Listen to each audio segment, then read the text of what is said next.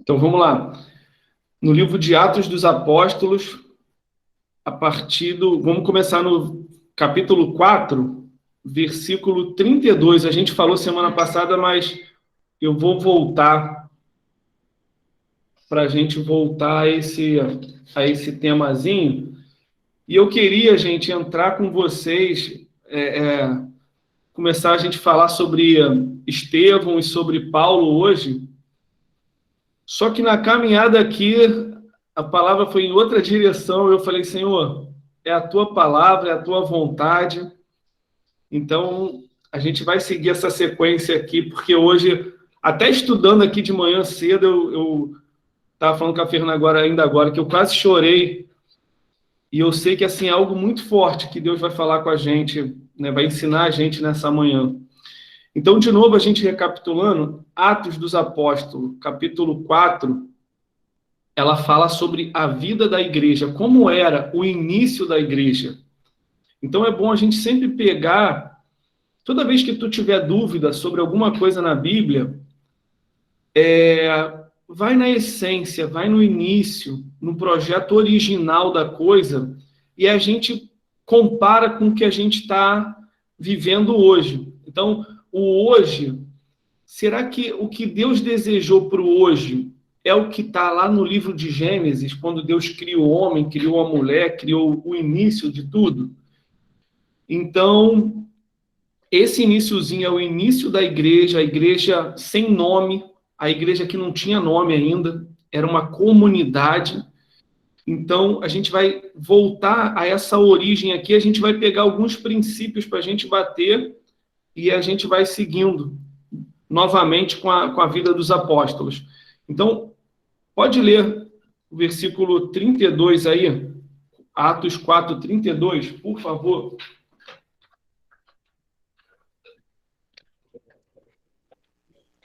Da multidão dos que creram, era um o coração e a alma.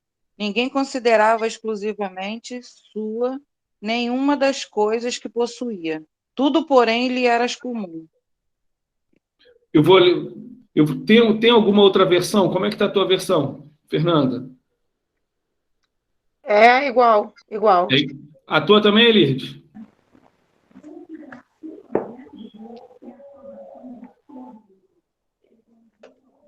Os termos que variam um pouco. E era um coração e a alma da multidão dos que criam. Ninguém dizia que coisa alguma do que possuía era sua própria, mas todas as coisas lhe eram comuns. A minha está assim, e da multidão dos que creram, um só era o sentimento e a maneira de pensar. Ninguém considerava exclusivamente seu os bens que possuía, mas todos compartilhavam tudo entre si. Então, eu quero começar a gente pegando esse princípio aqui. Olha o princípio da igreja. A igreja, essa comunidade que está se formando, ela se forma com um só pensamento e um só sentimento. Esse é o princípio utilizado lá no livro de Gênesis.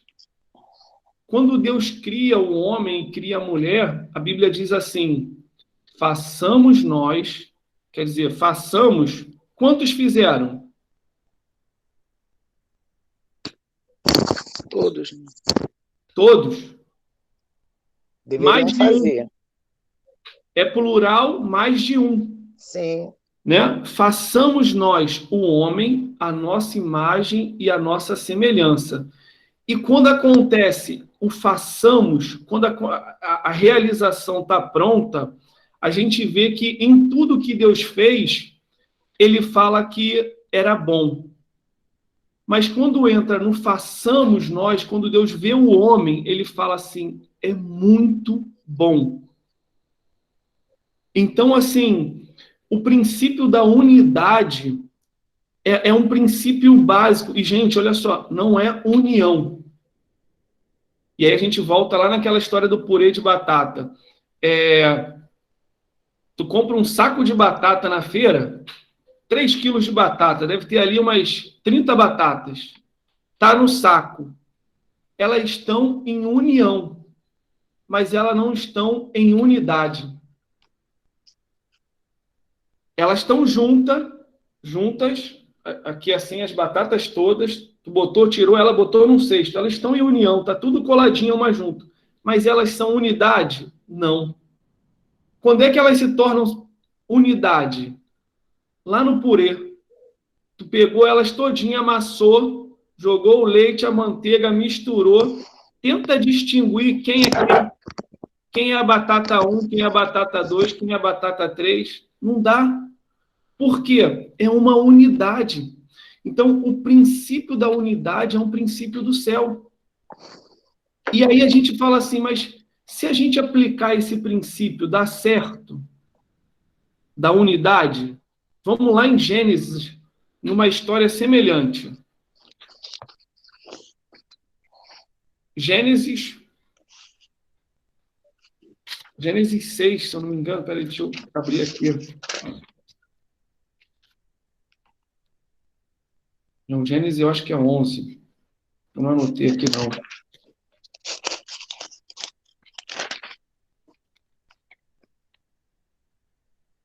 Gênesis 11, a partir do versículo 1. Vamos ler aí. Vou ler, então. Pode? No mundo todo havia apenas uma língua, um só modo de falar. Olha aí. Né? Já começou. Era um só modo de falar e uma só língua. Segue aí, Lê. Saindo os homens do Oriente, encontraram uma planície em Seniar, e ali se fixaram. Disseram uns aos outros: vamos fazer tijolos e queimá-los bem. Usavam tijolos em lugar de pedras e piche em vez de argamassa. Depois disseram: vamos construir uma cidade, com uma torre que alcance os céus. Assim, nosso nome será famoso e não seremos espalhados pela face da terra. O Senhor desceu para ver a cidade e a torre que os homens estavam construindo. E disse o Senhor: eles são um só povo e falam uma só língua. E começaram a construir isso. Em breve, nada poderá impedir o que planejam fazer. Segura aí. Quem é que falou, Elir, disso? Foi Deus, não foi? Então, olha isso. O próprio Deus, ele declara o princípio da unidade, só que os caras pegaram o objetivo errado, a motivação errada, mas eles aplicaram o princípio certo. E aí ia dar certo, pelo que a gente leu. Vê aí, Lirde, de novo, o 6. O Senhor... E disse o Senhor: eles são um só povo e falam uma só língua. E começaram a construir isso. Em breve, nada poderá impedir o que planejam fazer. Olha isso. A partir de agora, por eles viverem o princípio da unidade, nada vai ser impedido para eles. Porque eles, sem querer, eles acharam uma chave de aplicar o princípio certo. Aí o que Deus tem que fazer? Aí segue aí para a gente ver o que Deus fez. Venham, desçamos e confundamos a língua que falam, para que não entendam mais uns aos outros. Pode ir. Assim o Senhor os dispersou dali por toda a terra, e pararam de construir a cidade. Por isso foi chamada Babel, porque ali o Senhor confundiu a língua de todo mundo. Dali o Senhor espalhou por toda a terra. Então, olha isso. Vamos dizer, está todo mundo ali construindo. Eles queriam construir uma torre bem alta, para que se acontecesse alguma coisa, eles olhassem de longe, a torre está lá, eu volto para lá. Então, eles estavam empenhados dentro desse princípio da unidade. E o Senhor falou, eles vão fazer, vai acontecer. E aí Deus interfere, Deus vem, e eles todos juntos lá trabalhando, um fazendo massa, o outro colando tijolo, e a coisa crescendo. Aí o Senhor vem e confunde a linguagem deles, o pensamento deles. Ninguém mais consegue se comunicar. O cara pega pá lá, tá falando em inglês, o outro tá falando em hebraico, o outro não sei. Então começou uma confusão de línguas que ninguém mais se entendia. Mas espera aí, gente, eles estavam juntos? Tu vê, eles continuaram juntos, em união, porque estavam juntos, mas eles não estavam mais em unidade.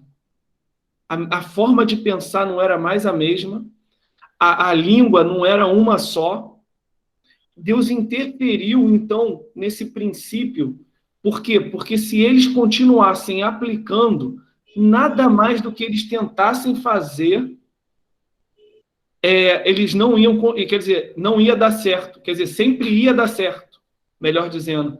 Tudo que eles pensassem fazer em unidade ia dar certo. Então, vamos lá. Aí a gente pensa, por que Satanás, as pessoas às vezes pensam que a luta é sempre externa, né? Por que ele tenta sempre dividir a igreja? É um princípio aqui. Porque ele sabe que se a gente dividir o nosso coração, a nossa forma de pensar, a gente não consegue chegar àquilo que Deus quer, porque a gente não vive o princípio. A gente pode estar unido, junto, no mesmo ambiente, só que a gente não tem unidade, não vai acontecer. Por quê? Porque não tem unidade na coisa.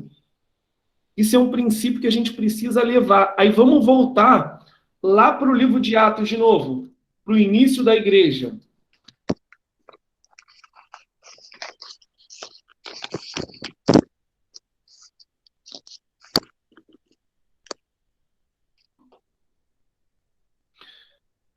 Olha como é que começa no princípio certo. E da multidão, os 32, 5:32, e da multidão dos que creram, um só era o sentimento. Uma só era a maneira de pensar. Ninguém considerava exclusivamente seu os bens que possuía. Tipo, o que eu tenho aqui não é meu não, gente. Isso aqui é nosso. Precisou, pode vir aqui, porque isso aqui é nosso. Mas todos compartilhavam tudo entre si.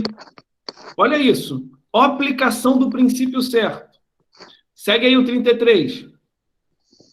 Alexandre, posso perguntar um negócio? Pode? Não tem como não pensar, né? Aqui não há uma coisa meio de socialismo, comunismo? Isso. Com Tem um certeza. pouquinho, porque Mas quando aí, você fala em dividir o que você tem, isso aí é uma mentalidade comunista, socialista. perfeito. Repartir o que você tem, todo mundo viu. Bom, não sei. Tá Vamos certo. Mas, Eli, aí tu pega esse princípio aqui e vê se é o socialismo de hoje. Não, obviamente que não, né? Onde a pequena minoria tem tudo. Fidel Castro tinha uma ilha para ele. É. Enquanto o povo passando fome, morrendo, ele entende? Não é um socialismo da Bíblia. Como é que se diz? A fala é boa, mas a prática é péssima. A prática é bem diferenciada.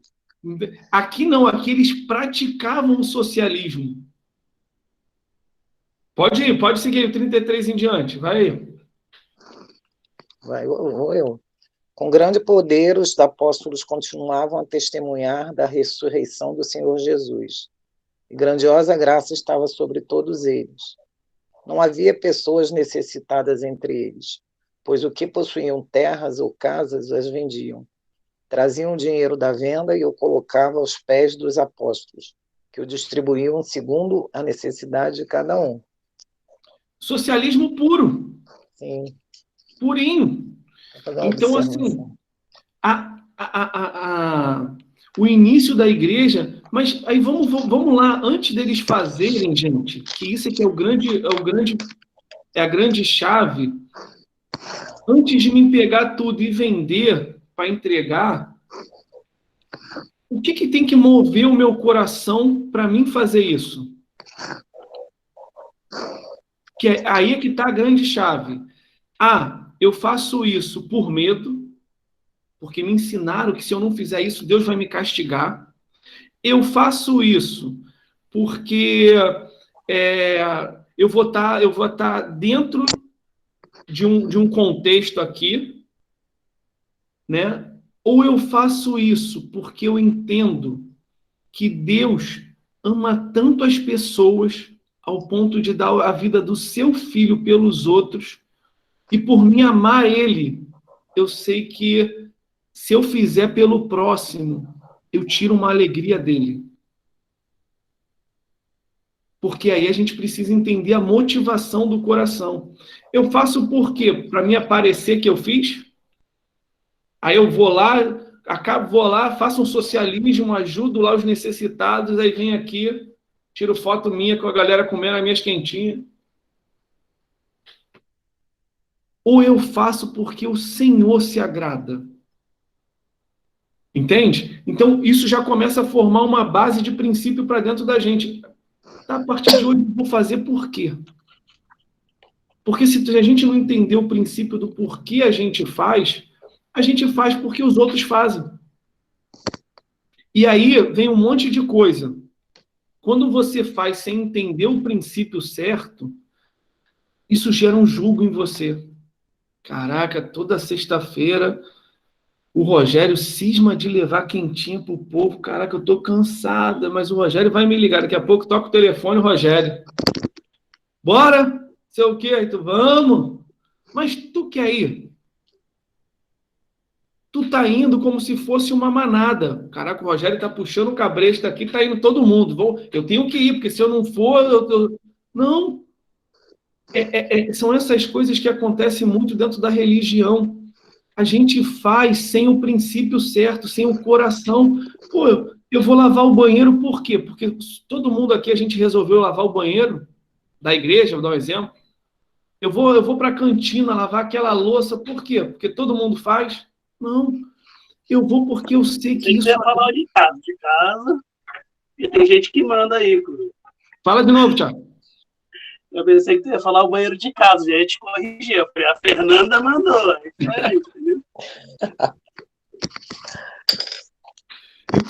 Então, assim, se a gente não entender por que a gente faz, gente, vira um peso e um jugo na gente. Ir para a igreja fica chato. Por quê? Por causa do jugo. Quando você vai com o teu coração, aí tu fala assim, cara, eu lavo o banheiro porque é importante alguém chegar aqui e, gente, que igreja cheirosa. Que banheiro cheiroso. Vai saber quem fez? Não, mas vai saber que aquele lugar é um lugar que o Senhor se agrada. Então, a gente precisa começar a ensinar o nosso coração a esse coração aqui de ser servo. Eu sirvo não é por peso, eu sirvo porque agrada o meu Deus. O meu Deus olhar lá e falar assim, caraca, a Adriana está tirando um tempo lá para lavar a louça da igreja. Pô, mas por que a Adriana faz isso? E ela já foi, caraca, nem falou com ninguém, foi embora, fez tudo e foi embora. Mas por quê? Ela fez não é pelos outros, ela faz para o Senhor. E aí começa a tirar o teu peso, tirar esse julgo, essa coisa de que eu tenho que estar, eu tenho que... Não, eu faço por amor. Se não for por amor, gente, a gente vai ver isso aqui hoje, não tem porquê da gente fazer. Se não for... o pastor Alexandre, cara, ele perde o tempo dele para preparar a palavra, para fazer... Mas se não for por amor a Deus, e eu entendo de coração que eu falo assim, cara, Deus ama tanto essas pessoas que eu sei que se eu fizer um pouquinho, eu estou alegrando o coração de Deus, porque eu estou cuidando das pessoas que Ele mais ama. Então, quando a gente entra nesse sentimento de tirar título, tirar rótulo, ontem a gente estava conversando, a gente tirar esse status que colocam, eu sou isso, eu sou aquilo outro. Nós somos servo. Mas o que o Rogério é? Servo.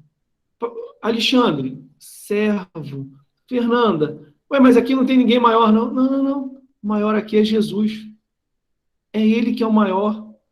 Aí a gente vai entender aquele louvor, que Ele cresça e eu diminua.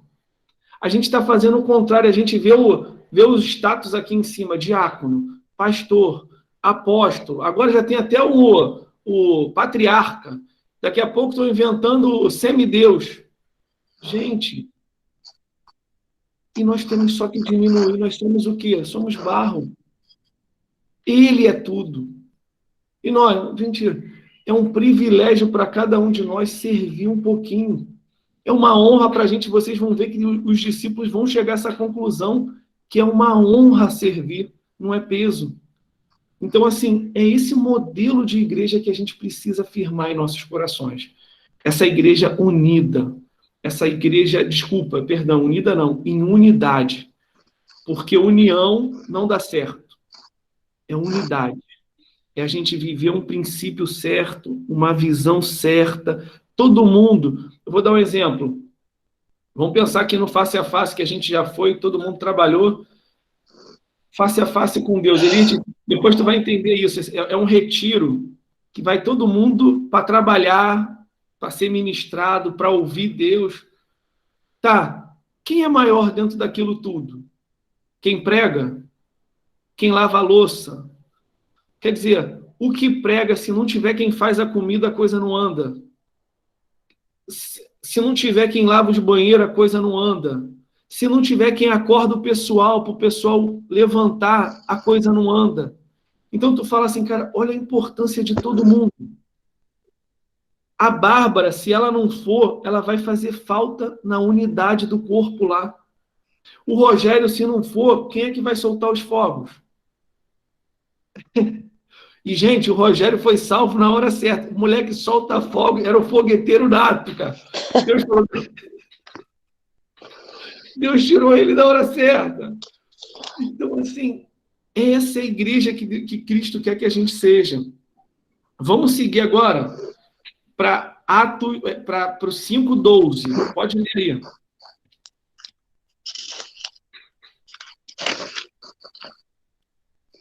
Os apóstolos realizavam muitos sinais e maravilhas entre o povo. Todos os que creram costumavam reunir-se no pórtico de Salomão. Isso aí. Espera aí que eu vou mostrar para vocês rapidinho o que é o pórtico de Salomão. Porque é bom a gente entender.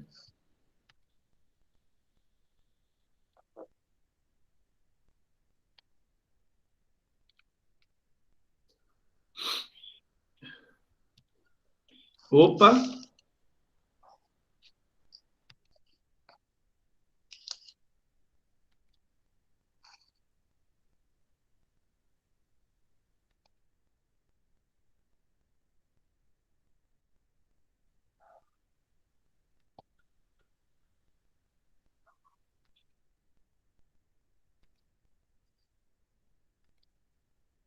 Todo mundo está vendo aí, gente?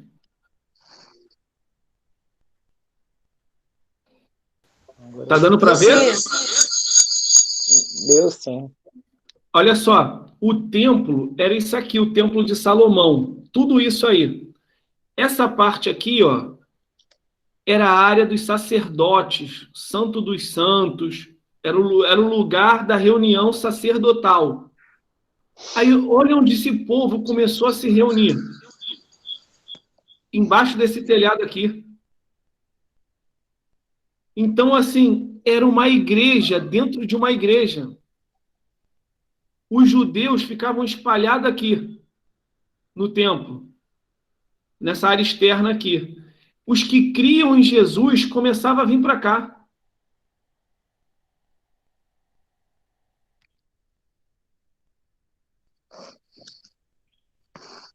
Então, assim, começou a sair de dentro do judaísmo os que criam nele. Aí segue aí, Eli. Dos demais, ninguém ousava juntar-se a eles, embora o povo estivesse em alto conceito. Em número cada vez maior, homens e mulheres criam no Senhor, lhes eram acrescentados. Acrescentados? Espera aí, rapidinho. Uhum. O 14, alguém tem uma outra versão aí? Eu vou ler a minha, que a minha está diferente, então. A tua está diferente, Fernando? Tá. Fala aí. Quanto aos outros, ninguém... 14? É. E a multidão dos que criam no Senhor, tanto homens como mulheres, crescia cada vez mais. Eu vou ler a minha aqui. Em número cada vez maior, homens e mulheres criam no Senhor e eram acrescentados à comunidade. Então, assim, eles saíam. Agora eu estou entendendo essa verdade de Jesus aqui. E dentro do templo lá, eles partiam para migrar para aquele espaçozinho lá, para formar essa comunidade com os apóstolos. Então, existia uma pregação lá no templo e existia outra pregação lá naquele portico de Salomão. Pode seguir aí. De modo que o povo também levava os doentes às ruas e os colocavam em camas e macas, para que pelo menos a sombra de Pedro se projetasse sobre alguns, enquanto Segura ele aí. passava. Quem Pedro pediu para que trouxessem os doentes e colocassem eles para Pedro andar e a sombra de Pedro curar? Não. Não. Por que eles tomaram essa decisão ali? É porque eles acreditavam, né? E acreditavam no poder que o Pedro, a autoridade que ele tinha, né, de cura. Vamos ver isso agora. Vamos segurar nesse versículo 15 aí, que hoje... Vamos para o Atos 3. Volta aí. Por que eles creram? Atos 3...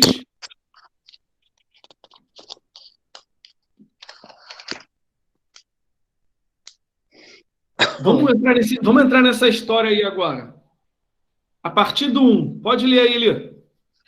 Certo dia, Pedro e João estavam subindo ao templo na hora da oração, às 3 horas da tarde. Estava sendo levado para a porta do templo chamada Formosa, um aleijado de nascença, que ali era colocado todos os dias para pedir esmolas aos que entravam no templo. Vendo que Pedro e João iam entrar no pátio do templo, pediu-lhe esmola. Pedro e João olharam bem para ele, e então Pedro disse: olhe para nós. O homem olhou para eles com atenção, esperando receber deles alguma coisa. Disse Pedro: não tenho prata nem ouro, mas o que tenho, isto lhe dou. Em nome de Jesus Cristo Nazareno, ande. Segurando-o pela mão direita, ajudou-o a levantar-se, e imediatamente os pés e os tornozelos do homem ficaram firmes. E de um salto pôs-se em pé e começou a andar. Depois entrou com ele no pátio do templo, andando, saltando e louvando a Deus. Quando todo o povo o viu andando e louvando a Deus, reconheceu que era ele o mesmo homem que costumava mendigar sentado à porta do templo, chamada Formosa. Todos ficaram perplexos e muito admirados com o que lhe tinha acontecido. Então, vamos lá. Olha que coisa forte.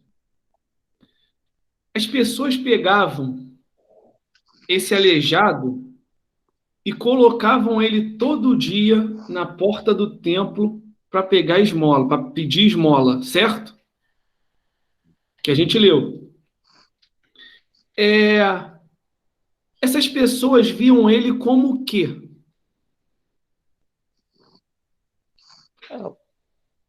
Tipo... Coitado? Um coitado. Não. Um aleijado. O que eu posso fazer por ele hoje é tirar ele do lugar que ele está, levar ele até o lugar que ele vai conseguir os recursos para manter sua necessidade. Botava o cara lá todo dia. Os judeus passavam, viam aquele cara lá, um dava esmola, e aquele cara ia suprindo a sua necessidade. O olhar dessas pessoas sempre olhava para aquela situação, e o olhar daquelas pessoas fala, não tem jeito. Pô, mas eles estão indo levar ele para o templo. Mas não tem jeito para a vida dele. O máximo que a gente pode botar é ele aqui. O olhar comum, a gente faz isso também. Coloca ele aqui. Mas olha que coisa interessante. Vou ler aqui o meu. Quando viu Pedro, no 3, quando viu Pedro e João, quando viu que Pedro e João iam entrar no templo, pediu que lhe dessem um donativo. Fixando nele o olhar, Pedro, em companhia de João, disse: olha para nós, gente. Deus falou comigo aqui nessa manhã. Aqueles homens que pegavam aquele aleijado no colo todo dia, eles olhavam para o aleijado de perto, gente. E o aleijado olhava para eles também, dizendo, a comunicação do olhar é, cara, eu estou aqui em compaixão a você, mas tua situação não pode mudar. E o aleijado entendia isso e falava, obrigado pelo esse pouquinho, eu sei que realmente eu não posso mudar, mas eu fico ali na porta, porque ele não entrava, eu fico na porta, simplesmente na porta, e ali eu como as migalhinhas para mim ficar vivo, até quando Deus quiser. Mas quando Pedro olha, Pedro vê com uma forma diferente, gente. Pedro, cheio do Espírito Santo, ele olha aquela situação e fala assim, eu conheço quem pode mudar a história da tua vida.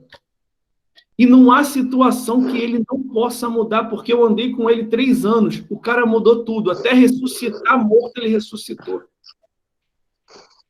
E Pedro fala para ele assim, olha para nós. Tipo, você via as pessoas de uma forma comum te sentenciando, mas a partir de agora, olha para dentro de mim, olha nos meus olhos aqui, e olha o que acontece. E o homem olhou para eles com atenção, na expectativa de receber deles alguma ajuda. Então afirmou-lhe Pedro. Eu fico imaginando essa cena, gente. O cara olhando nos olhos de Pedro assim, esperando assim, vai sair 10 pratas. Vai sair 20 reais. Sim. Pô, se ele me der um galo hoje, então eu tô feito. Eu ganhei meu dia. E Pedro olha assim no olho dele e fala assim, tu ainda não entendeu que o que tu quer só pode resolver as tuas necessidades, mas o que eu tenho resolve a tua história toda. E aí Pedro levanta, pega ele pela mão e Pedro fala assim, o que eu tenho, olha que interessante, Pedro afirmou-lhe, não tenho ouro nem prata, mas o que eu tenho, tipo, o que é valoroso para você, eu não tenho. O que você estava esperando de valor, eu não tenho. Mas o que eu tenho, que você ainda não tem, isso eu te dou. Em nome de Jesus Cristo, o Nazareno, ergue-te e anda. E segurando pela mão direita, pegou na mão direita, a mão direita é a mão de força, ajudou a levantar-se, e naquele mesmo instante, os pés e os tornozelos dos homens ficaram firmes. Pé, a estrutura da extremidade, o nosso pé, o tornozelo, ele nos dá a condição de caminhar. A gente viu aquela luta do Anderson Silva, que ele dá um chute, ele tá lá forte pra caramba, quando ele dá um chute, o tornozelo quebra. Acabou a força de caminhada dele ali, ele perdeu porque não podia mais caminhar. E o Senhor está falando assim, a partir de agora, eu te dou um tornozelo novo, para que tu possa caminhar de uma forma diferente. Antigamente, tu vinha e parava na porta. A partir de hoje, entra para o Santo do Santo comigo. E ele vai e começa aqui, e de um salto pôs-se em pé e começou a andar. Logo em seguida, entrou com eles no pátio do templo. Ele entrou, gente. Eu aceito essa nova versão de vida. Eu quero isso para mim. No pátio do templo, andando. Gente, ele entrou saltando. Aquele cara que ficou anos ali. E louvando a Deus. Quando o povo viu andando e adorando a Deus, reconheceu que era aquele mesmo homem que estivera prostrado junto ao portão, e ficaram perplexos, e ficaram plenos de temor e perplexidade com o que lhe acontecera. Então, o povo começa a ver que existia uma autoridade que mudou a história de alguém. Segue aí agora ali. O 11 aí. E onde é que nós paramos? Perdi aqui. No 11. Vamos para o 11. Apegou-se o mendigo a Pedro e João. Todo o povo ficou maravilhado e correu até eles, ao lugar chamado Pórtico de Salomão. Vendo isso, Pedro lhes disse: Israelitas, por que isto os surpreende? Porque vocês estão olhando para nós como se tivéssemos feito este homem andar por nosso próprio poder ou piedade. O Deus de Abraão, de Isaque, de Jacó, o Deus dos nossos antepassados, glorificou seu servo Jesus, a quem vocês entregaram para ser morto e negaram perante Pilatos, embora ele tivesse decidido soltá-lo. Vocês negaram publicamente o santo e justo e pediram que lhes fosse libertado um assassino. Vocês mataram o autor da vida, mas Deus o ressuscitou dos mortos. Segura aí, nós... Olha só, rapidinho. Então, o povo ficou perplexo e, gente, Pedro podia pegar essa deixa aí para ele crescer. O povo viu o que aconteceu. O povo, ele podia já se colocar na posição ali das cadeiras. Aí Pedro vai lá e fala assim: vocês estão achando que foi de mim que eu fiz isso? Ele vai lá embaixo e a gente volta aquele hino: que ele cresça e eu diminua. Pedro está falando: vocês estão achando que foi com o meu poder, com a minha autoridade que eu fiz isso? Vocês estão totalmente enganados. É aquele que vocês mataram. E isso, gente, foi pouco tempo depois da morte de Jesus.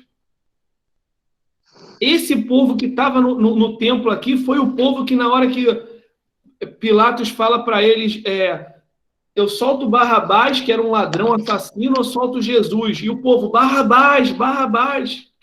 Era esse povo aqui. Então, assim, Pedro está falando para eles, é o Jesus que vocês mataram. É ele que fez isso. Aí segue aí agora ali.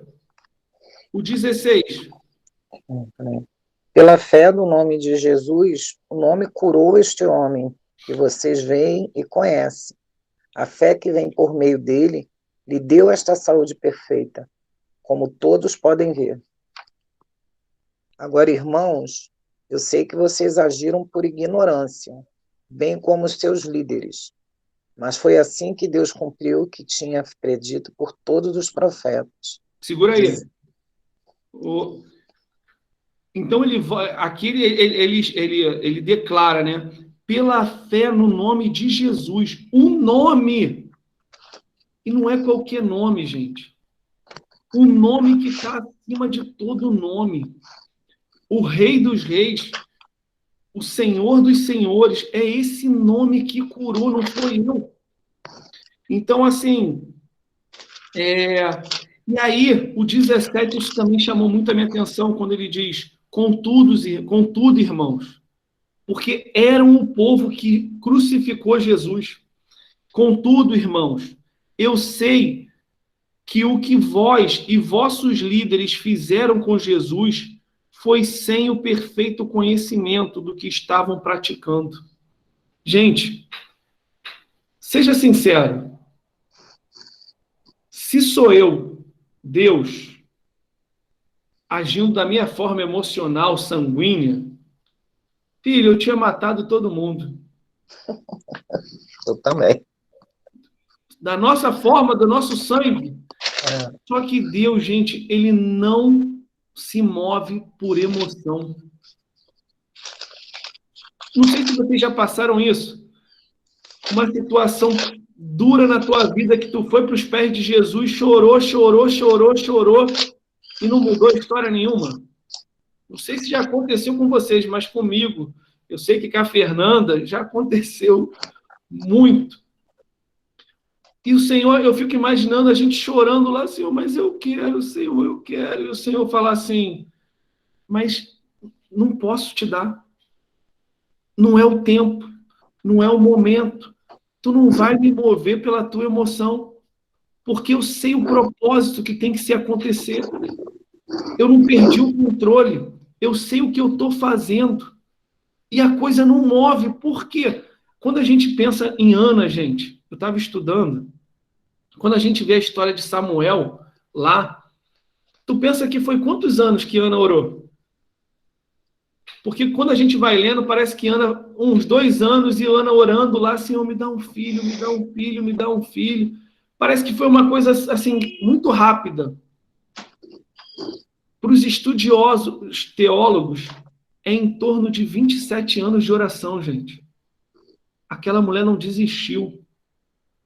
E quando ela alinha o coração dela à vontade do Senhor, quando ela fala, Senhor, se tu me der, eu vou entregar ele para a tua casa.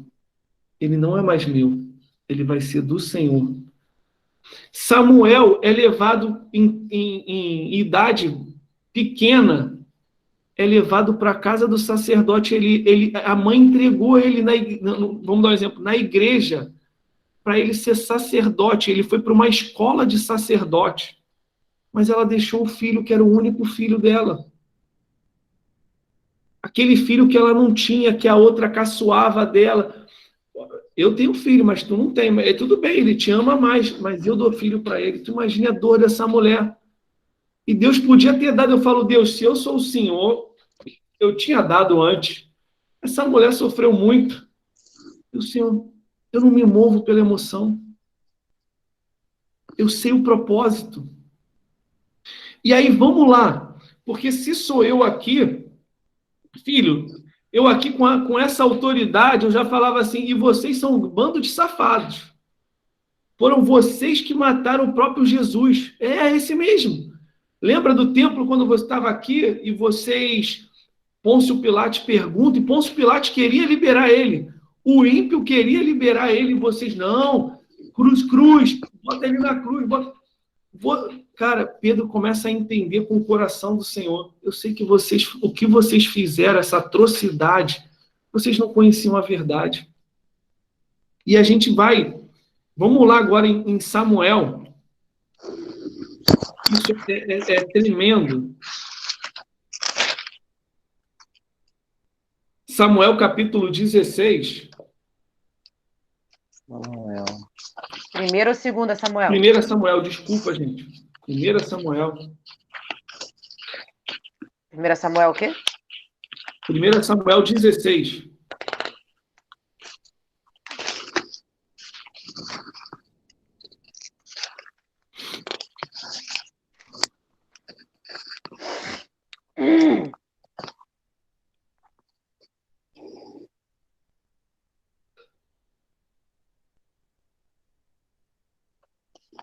Quer que eu leia? Pode? O Senhor disse a Samuel: até quando você irá se entristecer por causa de Saul? Eu o rejeitei como rei de Israel. Encha um chifre com óleo e vá a Belém. Eu o enviarei a Jessé. Escolhi um de seus filhos para fazê-lo rei. Segura aí. Então, ele era rei, Eli. Depois tu lê essa história. Saul já era rei de Israel. E aí, ele começa a fazer coisas pelo status dele, pela posição dele, que começou a desagradar a Deus. E o profeta, só que o profeta Samuel gostava dele. E o profeta Samuel ia a Deus orar por ele. Deus, não faz isso com ele, não. Perdoa ele, Deus. Ajuda ele, isso e aquilo outro. E quando chega nesse momento aqui, o Senhor fala para Samuel, até quando tu vai ficar chorando e lamentando por Saul? Tipo, filho, sai da emoção. O cara não quer. Tu tá querendo, só que o cara não quer. eu próprio o rejeitei para que não reine mais sobre Israel. Quer dizer, eu sei o que eu estou fazendo. Ele não tem um coração bom. Enche, pois, um chifre de azeite e vai. Eis que eu te envio à casa de Jessé, porque escolhi um de seus filhos para torná-lo rei. Então ele manda o profeta ir na casa desse homem, porque um dos filhos seria rei. Era o que Deus ia ungir como rei de Israel. Agora segue a história aí. 2. Samuel, porém, disse: Como poderei ir? Saul saberá disso e me matará. O Senhor disse: Leve um novilho com você e diga que foi sacrificar ao Senhor. Convide Jessé para o sacrifício, e eu lhe mostrarei o que fazer. Você irá ungir para mim aquele que eu indicar. Samuel fez o que o Senhor disse. Quando chegou a Belém, as autoridades da cidade foram encontrar-se com ele, tremendo de medo, e perguntaram: Vens em paz? Respondeu Samuel: Sim, venho em paz. Vim sacrificar ao Senhor. Consagre-se e venham ao sacrifício comigo. Então ele consagrou Jessé e os filhos dele e os convidou para o sacrifício. Quando chegaram, Samuel viu Eliabe e pensou: com certeza é este que o Senhor quer ungir. Olha aí, rapidinho. Isso é tremendo demais. Eli, o primeiro filho que ele viu, cara, veio um cara bonito, forte, carcaça, todo o perfil externo para ser o rei. O próprio profeta olha e fala assim: com certeza é esse. Cara bonito. O cara é perfil completo. Aí segue aí. O Senhor, contudo, disse a Samuel: Não considere sua aparência nem sua altura, pois eu o rejeitei. O Senhor não vê como homem. O Senhor vê a aparência, mas o homem vê a aparência, mas o Senhor vê o coração. Nossa. Olha isso, que coisa forte. Tipo, eu sei que vocês olham o externo, mas eu vejo a essência do coração. Pelo profeta, gente, não era qualquer pessoa. Para tu ver como nós, pastores, a gente tá sujeito ao erro, porque nós somos homens. O homem, a liderança sacerdotal, Samuel, o principal profeta, ele olha e ele erra. É esse. E aí o Senhor fala para ele: eu não vejo como vocês veem. Sabe, eu vou trazer aqui para a gente pensar. Uma vez me indagaram assim, muitas das vezes pessoas falam: cara, é muito ex na igreja. É ex-gay, ex-traficante, ex-vagabundo, ex-assassino, ex-isso, ex-aquilo. Aí eu falei assim, pior que é mesmo, cara, mas graças a Deus que é um lugar de ex. Por quê? Porque o Senhor não viu como eu vi, como eu vejo. Porque se eu olhasse para ele como um assassino, cara, vamos matar ele a paulada. O estuprador, para mim, vamos botar ele numa maca de massagem, só perna de 3. Primeiro a gente pega a cervical, depois a dorsal, depois a lombar, depois tornozelos, para ficar bem massageado. Nos meus olhos. Mas é o coração de Deus. Que isso é que, olha, a gente precisa tentar chegar, não ao que os nossos olhos dizem, porque Deus não vê como a gente vê. Deus não julga como nós julgamos. E a gente vê exatamente isso aqui, Deus falando: eis que Deus enxerga não como o ser humano vê, porquanto o homem julga e toma em elevada consideração a aparência. Mas o Senhor, essa é a minha versão, mas o Senhor sonda o coração. Chama o 8 aí, Eli, vai. Então Jessé chamou Abinadab e o levou a Samuel. Ele, porém, disse: o Senhor também não escolheu este. Em seguida, Jessé levou Samar a Samuel, mas este disse: também não foi este que o Senhor escolheu.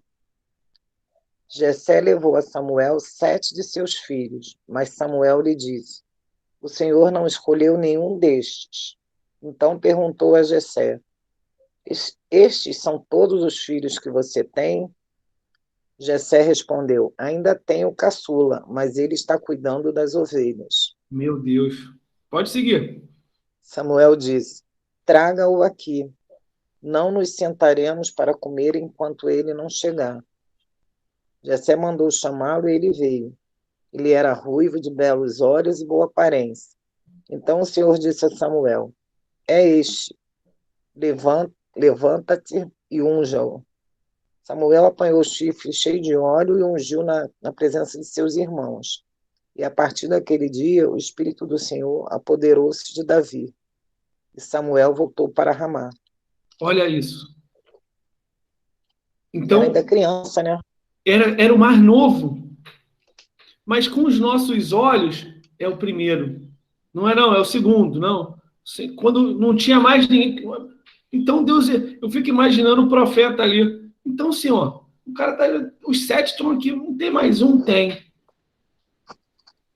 Mas por que ele não estava à mesa junto lá? Era o que estava trabalhando. E aí a gente vai pegar a história de Davi, quando a gente vai estudar Davi, tu vai ver que Davi estava apacentando ovelhas do pai. Davi, quando não tinha ninguém, ele adorava junto com as ovelhas, gente. Ele não precisava de multidão para se chegar a Deus, não. Ele novinho, estava ele e Deus sozinho. E aí a gente vai ver, quando eu fico vendo essa história assim, eu trago para o Novo Testamento, quando Jesus fala: e vocês, discípulos, não sejam como os fariseus hipócritas, que chegam nas sinagogas com roupas tais, vocês entram para o teu quarto. Jesus, ele não conhece a gente no meio da multidão, ele conhece a gente quando a gente está sozinho. É isso que a gente mais precisa entender, que ele conhece a gente na nossa solidão, na nossa casa, quando a gente está sozinho, sentado, refletindo. Ele está ali com a gente. E ele fala assim: eu não conheço o Alexandre que prega. Eu conheço o Alexandre que vai me buscar quando ele dobra o joelho dele. Eu conheço o Alexandre quando ele está sentado no sofá e para ficar pensando nas minhas coisas. O Alexandre da multidão só é reflexo do Alexandre da intimidade. O grande problema hoje da religião é que a gente quer ser na multidão o que nós não somos na intimidade. E Deus não procura a multidão, Deus procura a intimidade. Vamos voltar lá para Atos.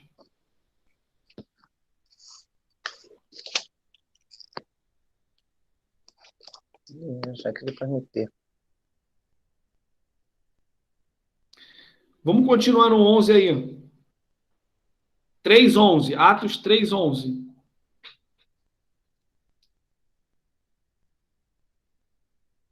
Opa, peraí que não, é mais para frente.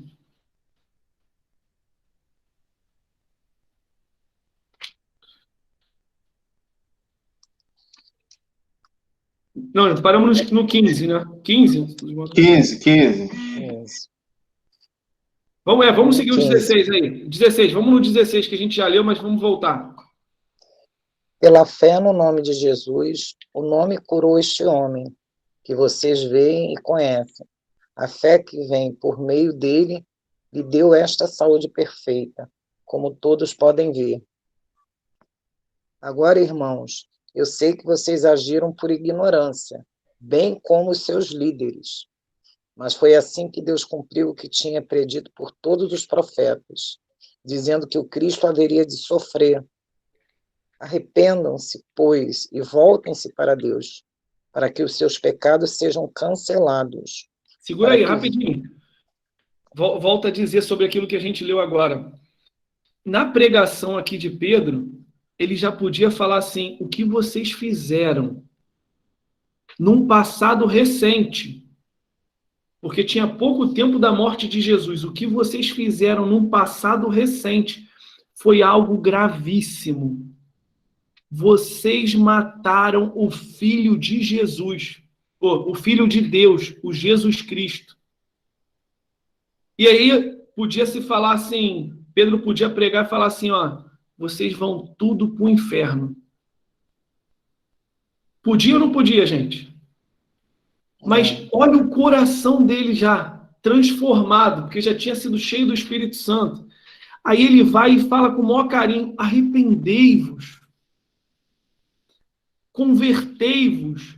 A gente às vezes quer se converter, mas não quer se arrepender. O arrependimento tem que vir primeiro. Quando Deus chama a gente, Ele chama a gente primeiro para o arrependimento. E o que é o arrependimento? É aquele sentimento de, cara, que besteira que eu fiz com a minha vida, cara. A gente já leu Zaqueu, quando Jesus está passando, Zaqueu já estava sendo confrontado com a palavra que Jesus pregava, e Zaqueu, baixinho, sobe em cima de uma árvore para ouvir Jesus. E ele estava no confronto dentro dele. Eu quero viver o que esse cara está falando, eu vou largar tudo. Aí, olha que coisa interessante. Jesus, ele vai andando e ele para embaixo da árvore. E aí, quando ele para embaixo da árvore, Jesus chama Zaqueu pelo nome dele. Zaqueu, como é que tu me conhece? Convém que eu passe a noite na sua casa. Aí Zaqueu desce da árvore, vai de frente para Jesus, ele já estava arrependido. Aí ele se converte. Aí ele fala assim, Senhor, ele era cobrador de impostos, se eu tenho defraudado alguém, se eu tenho roubado alguém, o Senhor me fala, porque eu quero devolver 4 vezes mais do que eu tirei da pessoa. Eu quero. O arrependimento, ele gera uma nova atitude de vida. O grande problema da religião também é que a gente acha que a pessoa se converte para depois se arrepender. Aí a pessoa, ela vem para o ambiente da igreja, a gente louvando, a pessoa, olha, toda vez que eu vou na igreja eu choro. Mas tu chorou por quê? Não sei. Eu não sei, eu sinto uma coisa diferente, um arrepio. Filha, deve ser o ar-condicionado que está muito gelado. Deus não quer dar arrepio. Deus quer dar arrependimento. E arrependimento vem com que a palavra da verdade. Quando Jesus não está preocupado com o teu arrepio, com o teu choro, mas chorou por quê? Não sei. Então não valeu a pena. Vale a pena quando tu ouve a palavra e tu entende, tu fala, cara, eu estava fazendo burrada. Eu me sujei, eu me lambuzei, mas, Senhor, eu pego essa palavra que Pedro pregou agora, eu estou me arrependendo, eu não vou fazer mais isso, me perdoa. E a partir de agora eu estou indo numa direção contrária, eu não quero mais isso para a minha vida. Houve uma conversão. A conversão, ela não pode acontecer no campo emocional, ela é racional. Eu vou dar um exemplo. Tu está entrando Tu saiu daqui para ir lá em Santa Cruz, o GPS te mandou por um caminho, de repente tu, quando olhou, barricada, 3 moleques de mochila com radinho. Ué, mas o GPS está mandando ir para ali. Aí tu, caraca, mano, isso aqui é furada, vão me matar se eu entrar aqui na frente. Tu, no senso racional, tu dá uma deschavada, joga ré, manobra o carro. Tu entendeu que tu estava indo numa direção errada. E tu, racionalmente, eu estou saindo. Eu estou voltando o caminho, indo numa nova direção. A conversão é isso. A conversão não é emocional. Por que tu foi para a igreja? Porque eu o louvor. Meu Deus, a gente tem que ensinar a Bíblia para ela. Por que tu está vivendo Cristo? Porque quando eu escuto louvor, eu choro. Tem que entrar a palavra. Ainda não se arrependeu, não está valendo. Quando a gente se arrepende, é que tu começa a ter um encontro com Jesus. Então, não existe, gente, pecado que não possa ser perdoado pelo Senhor. Não existe. O Senhor, ele morreu por todos nós da mesma forma. Um era ladrão, o outro era adúltero, o outro era isso. E ele chegou dizendo, arrependei-vos.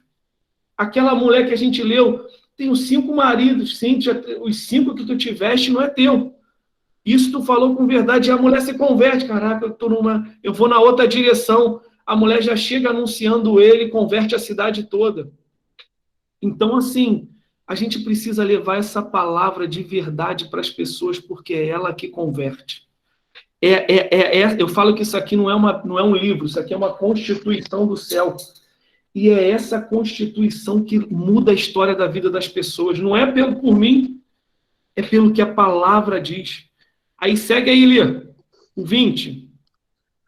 Para que venham tempos de descanso da parte do Senhor, e ele mande o Cristo, o qual lhes foi designado, Jesus. É necessário que ele permaneça no céu até que chegue o tempo em que Deus restaurará todas as coisas, como falou há muito tempo por meio de seus santos profetas. Pois disse Moisés, o Senhor Deus lhe levantará dentre seus irmãos um profeta como eu. Ouçam-no em tudo que ele lhes disser. Quem não ouvir esse profeta será eliminado no meio do seu povo. Segura aí rapidinho. Olha o que ele já está... Pedro, ele está dando a chance de salvação ao povo. Ele prega a salvação. Só que ele prega também um final aí, que Jesus vai voltar e acontecerá que toda pessoa que não ouvir esse profeta será exterminado dentre o povo. Ele está falando de o quê? De um extermínio eterno, que é o que Jesus falou lá no início da primeira pregação, toda árvore que não dá bom fruto vai ser cortada e lançada no fogo. A pregação que não aponta para isso, para salvação, que não aponta para arrependimento e que não aponta para esse juízo final, porque eu canso de falar, gente, eu tenho medo daquele dia. Eu tenho medo daquele dia. Eu vou ter que chegar diante de um tribunal e o acusador vai vir me acusar. Ele vai jogar lá tudo. E a palavra, ele tem a palavra, ele fala, e pela palavra ele tem que ser condenado. Só que aí vai levantar o advogado fiel da gente. E esse advogado chamado Jesus Cristo, ele vai falar assim, o Alexandre fez isso sim naquele dia. Ele não conhecia. Mas naquele dia que eu tive um encontro com Jesus, com ele de verdade, ele aceitou o meu nome. E quando ele me aceitou, eu marquei o coração dele com o meu sangue. Vê direito essa televisão aí, com esse pecado dele aí. Quando eu mostrar o pecado lá, tentar passar de novo, a tela vai estar em branco. Vai aparecer o sangue descendo na tela. É a minha imaginação. Ele foi lavado com o meu sangue. Não há pecado na nossa vida que não possa ser perdoado. É a gente voltar mesmo e ir para o sangue de Jesus. Senhor, eu me arrependo. E a partir de agora, eu quero ir para um novo caminho. Eu quero te conhecer. Quando eu aceitei a Jesus, eu aceitei nessa oração. Dobrei meu joelho e falei, Senhor, tu está me dando uma segunda chance de vida. Se o Senhor me der essa segunda chance, eu quero te conhecer de todo o meu coração. Eu nem tinha lido a Bíblia, mas eu quero te conhecer. Não deixa eu morrer, não. E quando no dia seguinte que eu amanheço curado, eu falei assim, eu quero te conhecer. Eu quero viver uma nova história de vida. Eu não tinha lido a Bíblia. E hoje eu entendo que o caminho é esse. É arrependimento, é conversão e uma nova vida. Uma nova história. Vamos para o 24. Segue aí, Lê. De fato, todos os profetas, de Samuel em diante, um por um, falaram e predisseram estes dias. E vocês são herdeiros dos profetas e da aliança que Deus fez com os seus antepassados. Ele disse a Abraão, por meio da sua descendência, todos os povos da terra serão abençoados. Tendo Deus ressuscitado o seu servo, enviou-o primeiramente a vocês para abençoá-los, convertendo cada um de vocês das suas maldades. Mas vamos voltar aqui. Quem era esse Pedro, gente? Esse Pedro que, cheio de fé, mete a mão na mão do cara e puxa ele, levanta e anda, e o cara levantou. Quem era esse Pedro? Vamos lá agora aqui. Mateus 26. Volta aí um pouquinho.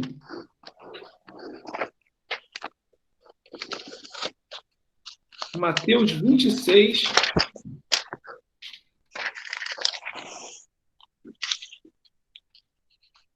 Versículo 31.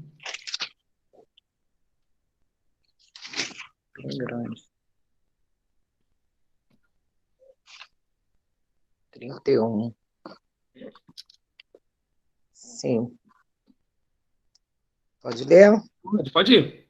Então Jesus lhes disse: ainda esta noite todos vocês me abandonarão, pois está escrito: ferirei o pastor e as ovelhas do rebanho serão dispersas.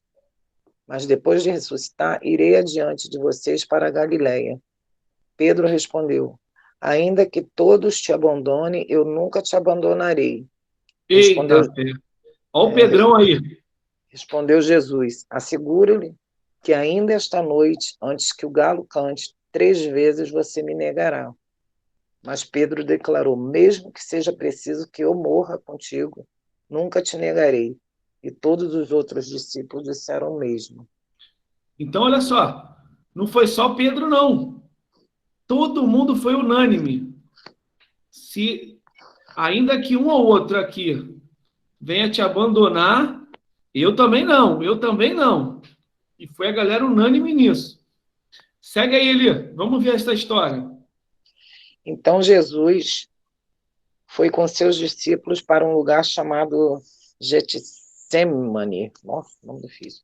E lhes disse: sentem-se aqui enquanto vou ali orar. Levando consigo Pedro e os 2 filhos de Zebedeu, começou a entristecer-se e a angustiar-se. Disse-lhes então: a minha alma está profundamente triste, numa tristeza mortal.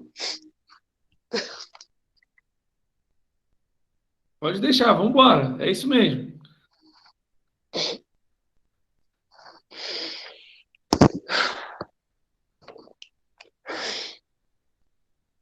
Ai, me perdi aqui. A minha alma está profundamente triste, numa tristeza mortal. Fiquem aqui e vigiem comigo. Indo um pouco mais adiante, prostrou-se com o rosto em terra e orou: meu pai, se for possível, afasta de mim esse cálice. Contudo, não seja como eu quero, mas sim como tu queres. Depois voltou aos seus discípulos e os encontrou dormindo. Vocês não puderam vigiar comigo nem por 1 hora? Perguntou ele a Pedro. Vigiem e orem para que não caiam em tentação. O espírito está pronto, mas a carne é fraca. E retirou-se outra vez para orar. Meu pai, se não for possível afastar de mim este cálice sem que eu o beba, faça-se a tua vontade. Quando voltou de novo, os encontrou dormindo, porque seus olhos estavam pesados. Então os deixou novamente e orou pela 3ª vez, dizendo as mesmas palavras. Depois voltou ao discípulo e lhes disse: vocês ainda dormem e descansam? Chegou a hora, eis que o Filho do Homem está sendo entregue nas mãos de pecadores. Levantem-se e vamos. Ai, aí vem aquele que me trai. Jesus é preso. Enquanto ele ainda falava, chegou Judas, um dos 12. Com ele estava uma grande multidão armada de espadas e varas, enviada pelos chefes dos sacerdotes e líderes religiosos do povo. O traidor havia combinado um sinal com eles, dizendo-lhes: aquele a quem eu saudar com um beijo é ele, prendam-no. Dirigindo-se imediatamente a Jesus, Judas disse: salve, mestre, e o beijou. Jesus perguntou: amigo, o que o traz? Então os homens se aproximaram, agarraram Jesus e o prenderam. Um dos que estavam com Jesus, estendendo a mão, puxou a espada e feriu o servo do sumo sacerdote, decepando-lhe a orelha. Disse-lhe Jesus: guarde a espada, pois todos os que empunham a espada, pela espada morrerão. Você acha que eu não posso pedir a meu Pai e ele não colocaria imediatamente à minha disposição mais de 12 legiões de anjos? Como então se cumpririam as escrituras que dizem que as coisas deveriam acontecer desta forma? Naquela hora, Jesus disse à multidão: estou eu chefiando alguma rebelião para que vocês venham prender-me com espadas e varas? Todos os dias eu estive ensinando do templo e vocês não me prenderam. Mas tudo isso aconteceu para que se cumprissem as escrituras dos profetas. Então todos os discípulos o abandonaram e fugiram. Olha isso. Se cumpriu exatamente igual. E outra coisa que é interessante, que Jesus sabia da autoridade do poder dele. Ele podia clamar, né? Ele podia clamar e não viria um anjo para defender, não. Lá em Sodoma e Gomorra, Deus enviou 2 anjos e livrou a família da cidade toda. Pelos teólogos e estudiosos, uma legião em torno de 6.000. Tu imagina ele falar que foram quantas legiões que ele falou? 12. Mais de 12 legiões, quer dizer, olha quantos anjos que poderiam vir. Mas por que ele precisava passar por isso tudo? Porque se não fosse o sacrifício, o madeiro não tinha expiação pelos nossos pecados. Era Deus que constituiu.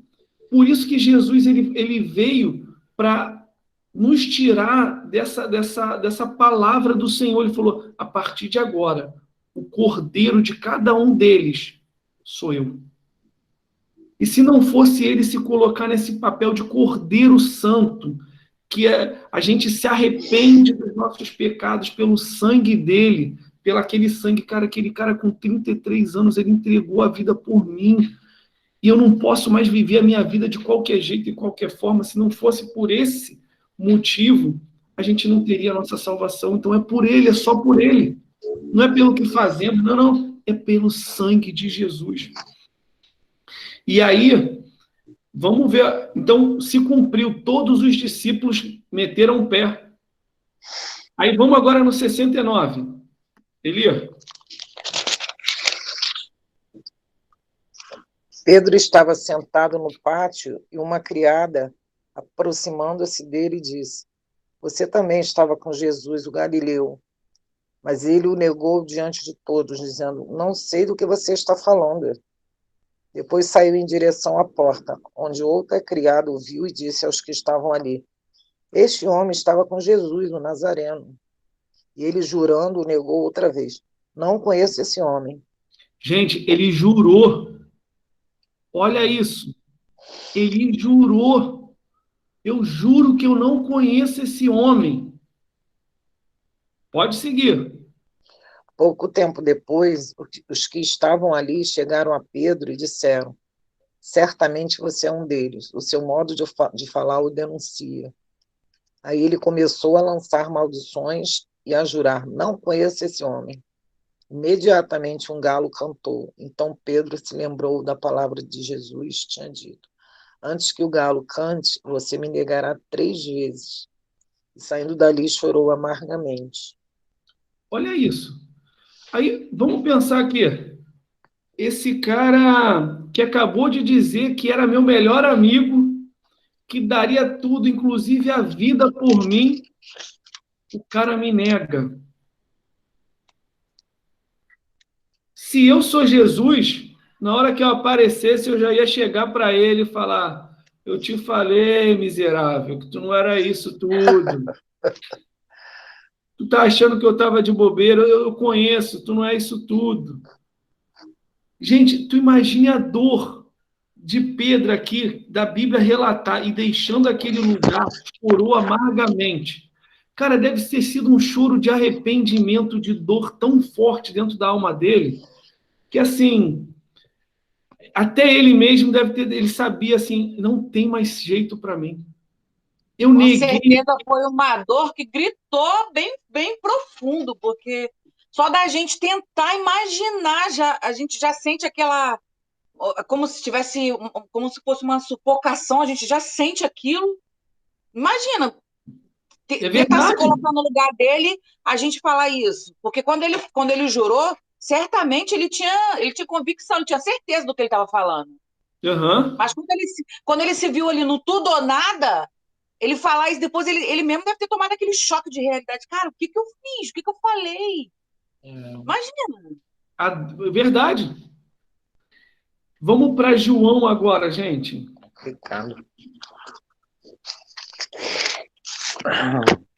Eu sei que dói no teu coração, porque doeu no meu também. Hoje aqui eu estava aí na lágrima, porque olha isso.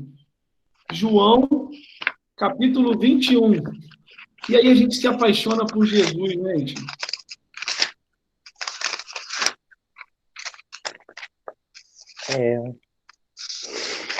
João 21, a partir do 1. 21. Essa é grande. Sim. Depois disso, Jesus apareceu novamente aos seus discípulos, à margem do mar de Tiberíades. Foi assim, estavam juntos Simão Pedro, Tomé, chamado Dídimo, Natanael, de Caná de Galileia, os filhos de Zebedeu e 2 outros discípulos. Vou pescar, disse-lhes Simão Pedro. E eles disseram, nós vamos com você. Eles foram e entraram no barco, mas naquela noite não pegaram nada. Segura aí rapidinho, gente. Só para a gente configurar essa história aí. Então, o galo cantou, Pedro naquela dor toda, Jesus é crucificado, é morto, e ali deve ter batido no coração de Pedro, acabou a esperança. Acabou. Não tem mais solução para mim. Eu ainda sou o pior deles, porque eu neguei ele. O sentimento dele é esse. E aí, Pedro já fala o seguinte, eu vou voltar para a vida que eu tinha. Eu era pescador, quando Jesus me encontrou, eu era pescador, essa é a minha profissão. Eu vou voltar para aquilo que eu fazia e vou viver a minha vida até o dia da minha morte. E foram pescar. E aí os discípulos também, a gente vai contigo também. A história do evangelho deve ter acabado mesmo. Foram pescar. Segue aí, Eli. 4. Deixa eu ver aqui. Meu gato, ele tira a atenção, né, Mori? Ao amanhecer, Jesus estava na praia, mas os discípulos não o reconheceram. Ele lhes perguntou, filhos, você tem algo para comer? Eles responderam que não. Ele disse, lancem a rede do lado direito do barco e vocês encontrarão. Eles a lançaram e não conseguiram recolher a rede. Tal era a quantidade de peixes. O discípulo a quem Jesus amava disse a Pedro, é o Senhor. Simão Pedro, ouvindo dizer isso, vestiu a capa, pois a havia tirado, e lançou-se ao mar. Os outros discípulos vieram do barco arrastando a rede cheia de peixes, pois estavam apenas a cerca de 90 metros da praia.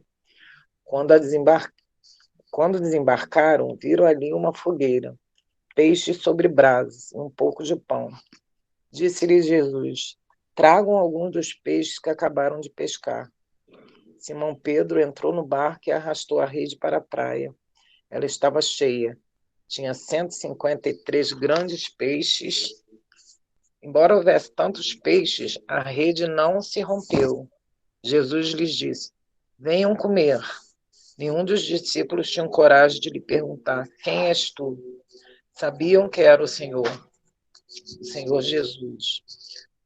Jesus aproximou-se, tomou o pão e o deu a eles, fazendo o mesmo com o peixe. Esta foi a terceira vez que Jesus apareceu aos seus discípulos, depois que ressuscitou dos mortos. Aí, segura aí. Para a gente analisar, gente, uma coisa aqui.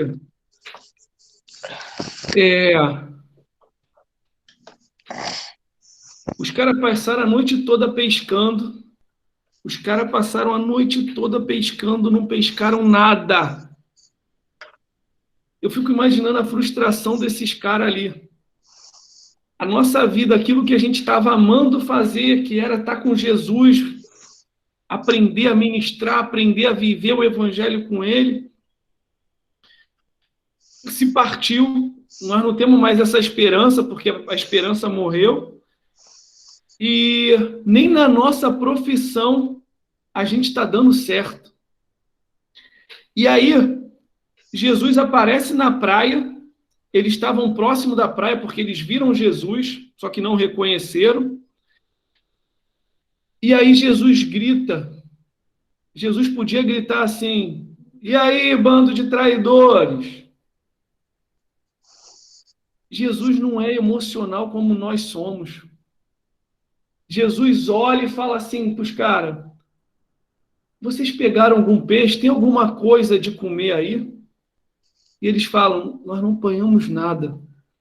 Trabalhamos exaustivamente a madrugada toda e nós não apanhamos nada. E Jesus vai e fala assim: joga a rede do lado direito, porque a primeira vez aconteceu dessa forma, o encontro com essa verdade para eles foi assim, eles viram o poder de Jesus e eles jogam a rede, e quando jogam a rede que estão puxando, lotado de peixe, mas, gente, espera aí, aqueles peixes não estavam no mar? Olha o controle de Deus em tudo. Eles foram sem a presença de Deus. Não ia dar certo mais. O chamado de Deus não era para eles voltar a ser pescador de alma. E aí, quando eles puxam, Jesus está falando assim: se vocês estiverem comigo, sou eu que dou a providência. Sou eu que faço. E aí eles jogam a rede. Quando eles começam a puxar a rede, os peixes pulam para dentro da rede e começam a voltar as coisas. E aí, João fala para Pedro: é o Senhor. Gente, eu fico aqui até vontade de chorar. Tu imagina o coração de Pedro, cara.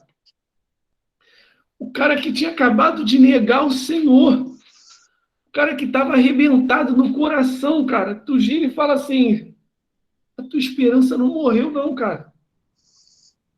A tua esperança está na areia. Pedro pula para o mar. Eles vão trazendo. E quando tu chega na areia, cara, eu fico imaginando Pedro com vergonha na frente de Jesus. Jesus vai e chama o cara para comer, sentar à mesa.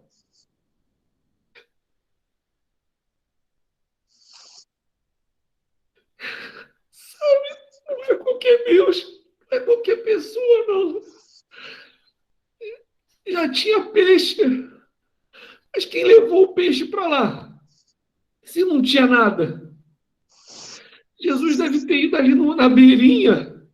E peixe veio, ele pegou o peixe, ele limpou o peixe. São meus amigos, cara.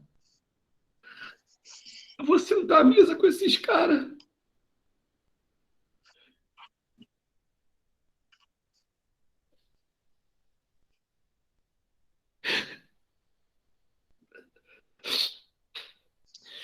E aí, Jesus pega o peixe e começa a dividir pão e peixe com todo mundo ali.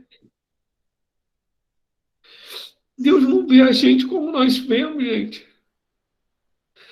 Sabe, a gente vê o que os nossos olhos veem, mas ele não vê a gente dessa forma. Se ele olhasse para cada um de nós dessa forma, a gente nem podia estar junto dele hoje. Muitas vezes a gente também já negou a Deus, já negamos a Jesus, mesmo conhecendo ele, andando com ele. Sabe? E aí,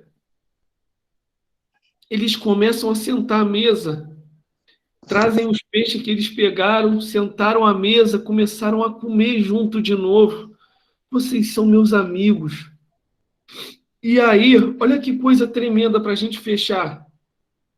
Lê aí, Lê, o versículo 15 agora.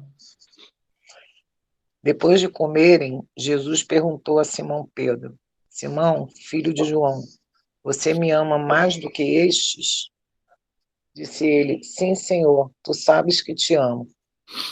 Disse Jesus: Cuide dos meus cordeiros. Novamente Jesus disse: Simão, filho de João, você me ama? E ele respondeu: Sim, Senhor, tu sabes que te amo. Disse Jesus: Pastorei as minhas ovelhas. Pela terceira vez, ele lhe disse: Simão, filho de João, você me ama? Pedro ficou magoado por Jesus ter lhe perguntado pela terceira vez: Você me ama? E lhe disse: Senhor, tu sabes todas as coisas e sabes que te amo. Disse-lhe Jesus: Cuide das minhas ovelhas. Segura aí. Digo-lhe Aí, olha isso. Aquela cena dele sentado à mesa comendo. Daqui a pouco vai Jesus para Pedro. A gente não vê nenhuma fala deles aqui. Eles tudo lá atônitos, reconheceram que era Jesus. Aí Jesus vai para Pedro, para aquele cara que estava frustrado, com a alma dolorida, com a alma angustiada. Eu tô imaginando Pedro ali naquela vergonha. Eu não consigo nem olhar para ele. E aí Jesus chega para Pedro e fala: Pedro, tu me amas. Tu entende quem você é. Tu falou que me amava ao ponto de se morrer por mim, mas eu estou te perguntando, tu me amas? E Pedro fala: sim, Senhor, eu te amo. Aí ele fala assim: então cuida das minhas coisas. Cuida das minhas ovelhas. Aí Jesus pergunta de novo para ele. E Jesus começa a restaurar o chamado na vida de Pedro. Quando Jesus chamou a primeira vez, tu não vai mais pescar peixe, tu vai pescar homens. Ele falando, e Deus começa a restaurar ele, falando assim: aquilo que eu falei para você está de pé. Mesmo que tu tenha falhado, eu conheço, eu sabia que aconteceria. Eu falei que o galo não ia cantar sem que tu me negasse, porque eu sei o teu interior. Mas eu quero restaurar o teu chamado, restaurar aquela tua visão, o teu sonho, aquela expectativa do reino dos céus no teu coração. Apacenta minhas ovelhas, vem de novo, trabalha junto comigo, cuida daquilo que eu mais amo. Aí Jesus pergunta pela segunda vez: Simão, filho de João, tu me amas? Ele afirmou: sim, Senhor, tu sabes que te amo. Jesus lhe confiou: pastorei as minhas ovelhas. Primeiro ele fala cuida, depois ele fala pastorei, dá direção para as minhas ovelhas. Entenda que eu amo muito esse rebanho. Faz isso por mim, dá direção a eles. Aí ele pergunta, pela terceira vez, Jesus perguntou: Simão, filho de João, tu me amas? Pedro ficou angustiado por Jesus haver lhe perguntado pela terceira vez: tu me amas? E assegurou-lhe: Senhor, tu conheces todas as coisas e sabe que eu te amo. Comissionou Jesus: apacenta as minhas ovelhas. E eu queria encerrar hoje com essa palavra. Não importa, gente, a nossa história passada, o que nós fizemos, deixamos de fazer. Eu já fui um dos maiores críticos da igreja evangélica. Eu tinha amigos cristãos que eu lutava para que eu pudesse desviar eles. É sério isso. Eu levei gente, amigos meus que eram da igreja, eu consegui levar eles na Vila Mimosa. É sério isso. Porque eu tinha no meu coração, eu queria tirar eles das coisas de Deus. Eu queria mostrar para eles que o mundo é muito melhor do que as coisas de Deus. E Deus sabia que o que eu fiz na minha ignorância. E o Senhor falou: Alexandre, tu gostava de pescar a galera para o mundo. Tu tem esse chamado de pescar, eu vou te chamar para tu pescar agora para mim. E se a gente for analisar cada um de nós aqui, a gente não tinha nem o porquê de estar dentro de um evangelho desse. Tantas coisas erradas que nós já fizemos, mas Deus, Ele não olha a gente como a gente olha. Deus olha o íntimo do coração e fala assim: mas eu tenho algo para você. E eu te chamo para essa grande coisa. Essa coisa de conhecer o meu reino, de conhecer a mim e de me amar. E me amando, passe a amar as coisas que eu mais amo, que são as vidas. Eu volto a dizer que Jesus não morreu por nós, Jesus morreu por amar o Pai dele. E por amor ao Pai, ele se submeteu. Pai, eu sei que tu ama a tua criação de tal modo que tu me mandou para cá e eu estou seguindo isso, Pai. E quando a gente entende isso, a gente passa a amar a vida das pessoas como Deus ama. Então, que essa manhã seja essa reflexão, que Deus possa nos levar àquilo que Ele tem para cada um de nós, em cada um dos nossos segmentos, em cada uma das nossas casas, que Ele possa nos levar a viver a vontade dEle, o propósito dEle. Se existe entre nós alguém que está com o coração apertado, o Senhor te restaura nessa manhã, dizendo que tu é de grande importância para o reino. Que Deus possa abençoar cada um, fale mais ao coração de vocês essa semana, e que seja uma semana gloriosa para cada um de nós, entendendo que o maior de tudo é o nosso Senhor, e que existe uma eternidade esperando por cada um de nós. Vamos estar orando. Pai, nós queremos te agradecer, Senhor, pela tua bondade, o teu amor, Senhor. Deus, tu não é um Deus, Pai, que se move por emoções, porque se o Senhor se movesse por emoções, até com certeza cada um de nós já teríamos morrido, Senhor, já estávamos mortos, Senhor. Mas te agradecemos pela tua bondade, pelo teu amor, Senhor, e pela tua salvação a cada um de nós, Senhor. Nós temos a certeza, Senhor, que não fomos nós que escolhemos o Senhor, Pai, mas foi o Senhor que nos escolheste, Senhor. O Senhor, por amor a nós, Senhor, nos tirou do lamaçal do pecado, nos tirou daquela vida errada que nós tínhamos, Senhor, e tem nos apresentado a cada dia a tua palavra, Senhor, que nos direciona a tua verdade, a um novo estilo de vida, a uma nova vida, Pai. Nós te agradecemos porque tu quer nos dar a salvação, a vida eterna contigo, Pai. Nós te agradecemos, Senhor, pela tua bondade, Senhor, pelo teu amor a cada um de nós, Senhor. Senhor, nessa manhã nós te pedimos, Senhor, que o Senhor nos abrace, Senhor, como eu tenho certeza que Pedro se sentiu abraçado nesse dia, Pai. E de um coração angustiado, Pai, frustrado, Pai, deprimido, Pai, angustiado com o que ele tinha feito, Pai. Ele entrou no teu acalanto, Senhor, no teu amor, de entender que ele é de grande importância para o reino, Pai. E foi esse Pedro, Senhor, que tu transformou de um momento de frustração num grande homem de fé, Pai. Foi esse homem que ficou pronto, Senhor, para meter a mão naquele aleijado e levantar ele pelo poder do Senhor, Pai. Pai, derrama sobre as nossas vidas, Pai, essa unção, Pai, de ousadia, Pai. Essa unção de fé, Pai, que vai transformar a vida de outras pessoas, Pai. Que vai nos fazer ver com os teus olhos, Senhor, Pai, e reformar, Senhor, vidas nessa terra, Pai. Usa a nossa vida, Pai, usa cada um de nós, Senhor, para ser ferramenta sua, Pai, nessa terra, Pai. Pai, em nome de Jesus, nós te agradecemos, Senhor, pelo que o Senhor tem nos ensinado, Pai.